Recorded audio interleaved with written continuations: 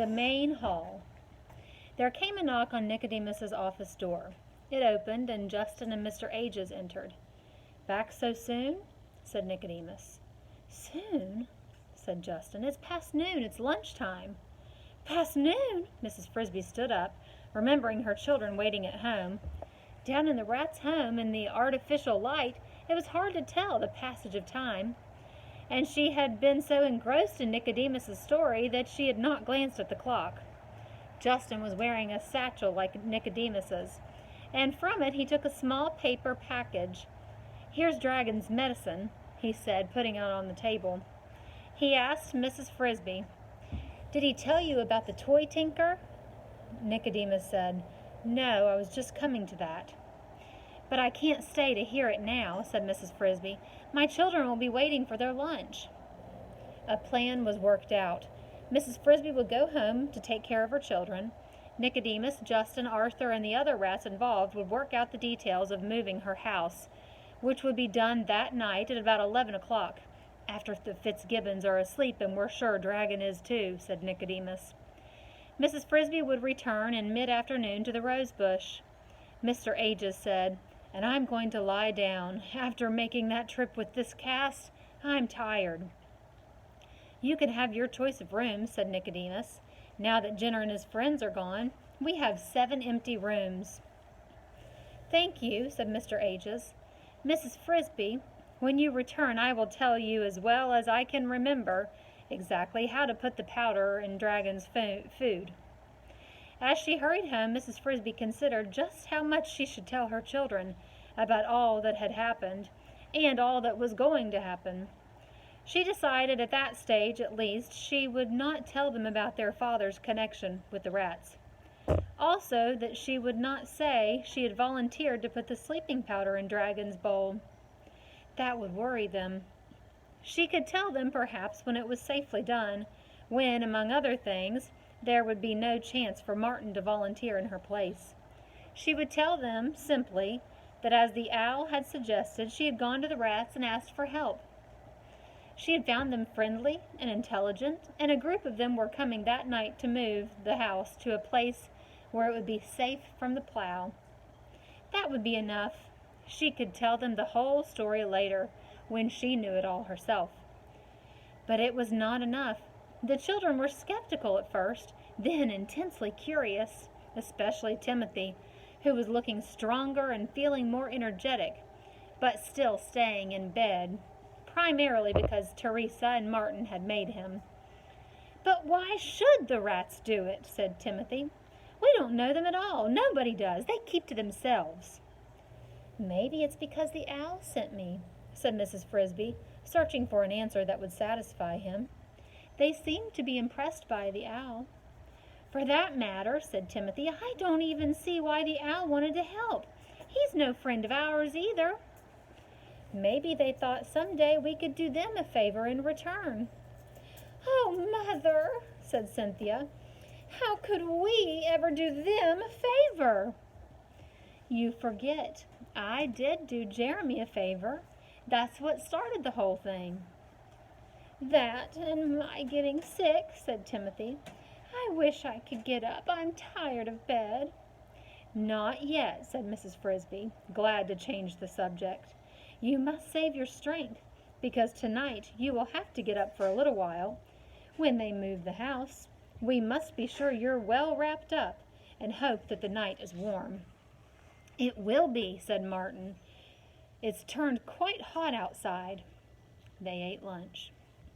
That afternoon, Mrs. Frisby told the children that she must leave them to confer again with the rats about moving the house.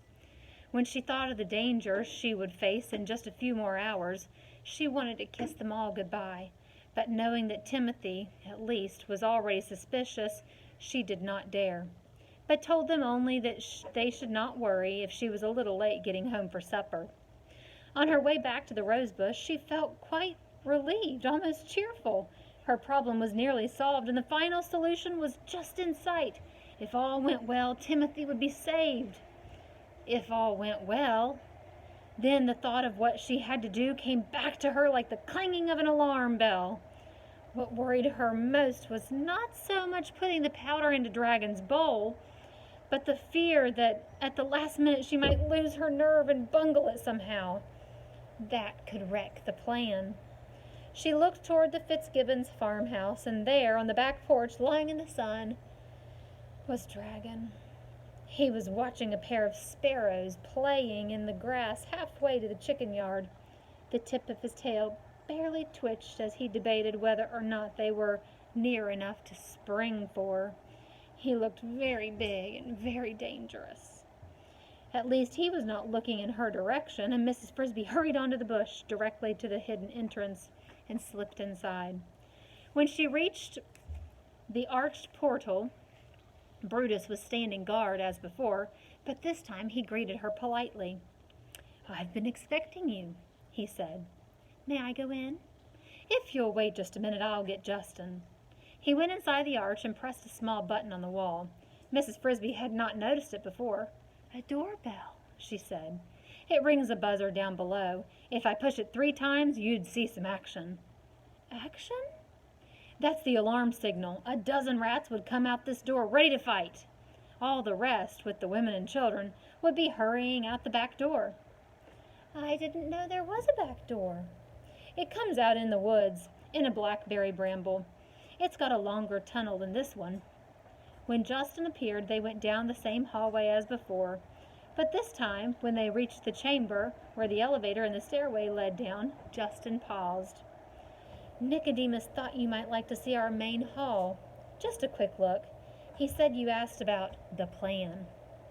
"I did," said Mrs. Frisby, "but he didn't tell me about it." "It's more than just a plan now, but we're used to calling it that. If you see the main hall, you'll get an idea of what we're doing." So instead of going down as they had before, Justin led the way across the chamber where, as Mrs. Frisby had noticed, the tunnel continued. They walked along for what seemed like several more minutes. "Somewhere right along here," Justin remarked, "we're entering the woods. You'll notice the tunnel runs a bit crooked. We had to bend it to go around tap roots, some as thick as fence posts." They went on until they came to a fork in the tunnel. "Right fork leads you to the blackberry bramble," said Justin. "Left fork leads you to the main hall." They took the left fork. "Now brace yourself for a surprise." From ahead came noises, the sound of many rats talking, a sound of hurrying and thumping and of machinery running. They stepped into a room as full of activity as a factory. It was the biggest room Mrs. Frisby had ever seen, half the size of a house, with a ceiling and floor of hard gray rock. It was brightly lit with electric bulbs. Here, the large-sized ones, strung, overshaded, and beneath them were rats at work everywhere. Rats running electrical motors that ran belts and ran small circular saws, lathes, drills, grindstones, and other tools Mrs. Frisby could not name. Rats hammering, welding, cutting, but most of all, rats hauling.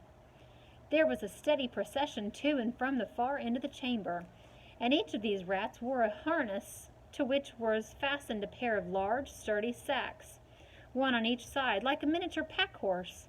As the rats trooped in, their sacks were empty. They disappeared into a part of the room that was hidden by a high wall of wood. When they came out, the sacks were full and heavy. As she watched, a troop of 10, their sacks bulging, went past her out of the tunnel. They greeted Justin and nodded at her, but they didn't pause. She noticed that just inside the entrance, an electrical fan whirred gently, aiming inward, pulling fresh air into the room from somewhere out in the woods. Mrs. Frisby stood beside Justin and gaped. She felt dizzy at the sight, the motion, the noise, and the size of the room, which must have measured 20 feet long and almost as wide. "How could you ever dig out such a big room?" she asked. "We didn't," said Justin. "We found it. It's a natural cave. You can see that the ceiling and floor are solid rock. That's the reason, or the main one, we chose this spot to live. Others had lived here before us. Probably for centuries before there was a farmhouse, bears, then wolves, then foxes, then groundhogs. We had quite a cleaning job to do, I can tell you. When we found it, there was a large hole, only a few feet long, leading straight in, but it was so full of sticks and leaves you could hardly see it. We closed that entrance entirely and dug another, long and narrow, our back door. Then we dug our living quarters under the rose bush, and the entrance you came in. Miss Cochran, you have a phone call. But the cave is still our chief workshop. Let's go in. As they entered, some of the rats looked up. Some waved and smiled, but all quickly turned back to the work they were doing, as if they were in a hurry.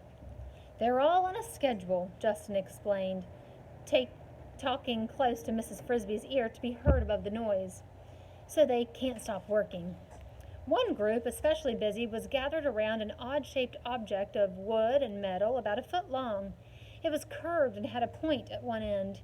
It looked, Mrs. Frisby thought, rather like the side of a small boat. Could the rats be making a boat? Then she saw that they were fastening a strong metal ring to the top of it.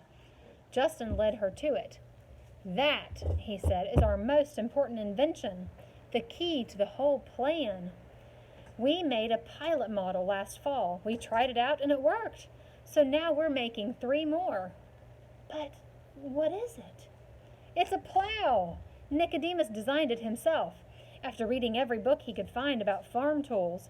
It's light and sharp, especially made to be pulled by rats. It takes 8 of us to pull it. More if the turf is tough, but with it we can turn over, in a day of hard work, a patch of earth about 10 by 15 feet. "But why? What do you need it for?" "Come over here and I'll show you." He led the way to the back of the cave where the high walls stood. He opened a door and beckoned her through.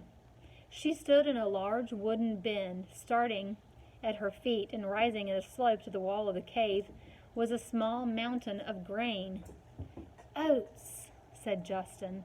He led her on, opened another door on another mountain. "Wheat," he said, and others, barley, corn, soybeans. "We've been building these stockpiles for a long time," he said, "all from Mr. Fitzgibbon's barn. We now have a 2-year supply for 108 rats, plus enough to plant for 2 crops.